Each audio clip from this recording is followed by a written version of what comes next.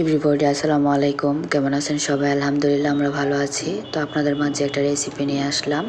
রেসিপিটা হচ্ছে আপনার নতুন না পুরনোই। তো এই সবজিটা প্রায় যারা খাইছে সবার কাছেই নাকি ভালো লাগছে, সেজন্য সবজির রেসিপিটা আবার বারবার দিতে হচ্ছে আর কি। তো অনেকেই কমেন্ট করে বলছে যে সবজির রেসিপিটা দেওয়ার জন্য, সেজন্য আবার দিয়ে দিলাম আর কি। তো প্রথমে আমি পেঁয়াজ কুচিগুলো বেজে নিলাম, বেজে নিয়ে তারপরে আমি হালকা একটু পানি দিলাম, পানি দিয়ে এখন একে একে মশলাগুলো দিয়ে দিব। মশলাগুলো দিয়ে তারপরে আমি মশলাটা যখন একটু কষে আসবে তখন আমি সবজিগুলো যেমন ফুলকপি, আলু, টমেটো, সিম, 4টা সবজি একসাথে দিয়ে দিব। দিয়ে তারপরে যখন 3টা সবজি একসাথে দিব, দিয়ে তারপরে টমেটোটা একটু আলাদা রাখবো। যখন বাকি সবজিগুলো একটু সিদ্ধ হয়ে আসবে তখন আমি টমেটোটা দিব, কারণ টমেটোটা তো অল্প সময়ের মধ্যেই সিদ্ধ হয়ে যায়। তো টমেটোটা দেওয়ার পরে যখন একটু টক টক ভাব হবে তখন সবজিটা অনেক মজার হয় আর কি। তো এই সবজিটা আমার কাছে অনেক প্রিয়, আপনার ভাইয়াও অনেক পছন্দ করে। বিশেষ করে আমার বড় ভাবি সবজিটা খেয়েছে, উনি প্রায় আমাকে বলে কিভাবে রান্না করতে হবে বলো, তোমার মতো মজা হয় না বা এরকম আর কি রিভিউ দেই। তো আসলে রান্নার মধ্যে রান্নার মধ্যে আপনার মনোযোগ থাকতে হবে, বিশেষ করে প্রথমত। কারণ রান্না করতে গেলে মনোযোগটা যদি না থাকে তাহলে রান্নাটা সুন্দর হবে না বা সুস্বাদু হবে না। কারণ সবজি রান্না করেন আর মাছ মাংস যেটাই রান্না করেন সেটাই রান্না করার আগে সবসময় একটু ভেবে নেবেন, কারণ আপনার রান্নাটাই কিন্তু আসল মেয়েদের। কারণ মেয়েদের রান্নার হাত যদি মজা না থাকে তাইলে মানুষ খেয়ে তৃপ্তি না পায়, তাহলে কিন্তু আপনার জীবনটাই আমি মনে করি বৃথা।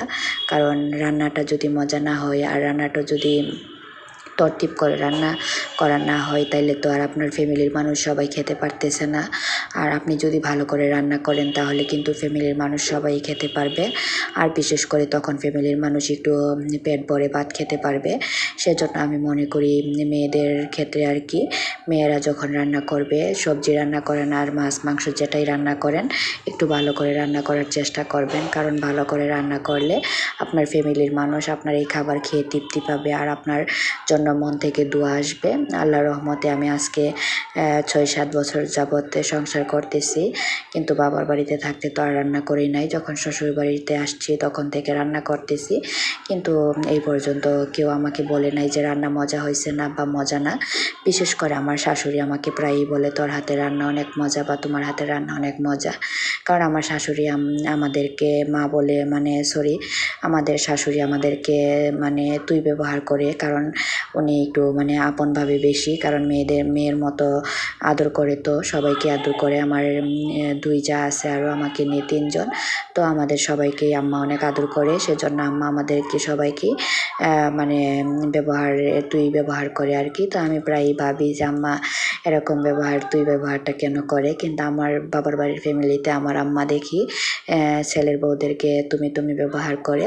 কিন্তু আমি প্রায়ই আমার হাজব্যান্ডকে বলি আর কি, মা এরকম ব্যবহার করে কেন? তখন আমার হাজব্যান্ড বলল যে আম্মা হয়তো তোমাদেরকে আপন মনে করে, মেয়ের মতো মনে করে, সেই জন্য আম্মা এরকম ব্যবহার করে। তো গাইজ দেখেন, কথা বলতে বলতে আপনাদের রেসিপির ফাইনাল লুক চলে আসছে। তো যদি আমার ভিডিওটা ভালো লাগে অবশ্যই লাইক, কমেন্ট, শেয়ার করবেন এবং আমার জন্য দোয়া করবেন, আমাকে সাপোর্ট করবেন। ওকে, আল্লাহ হাফেজ।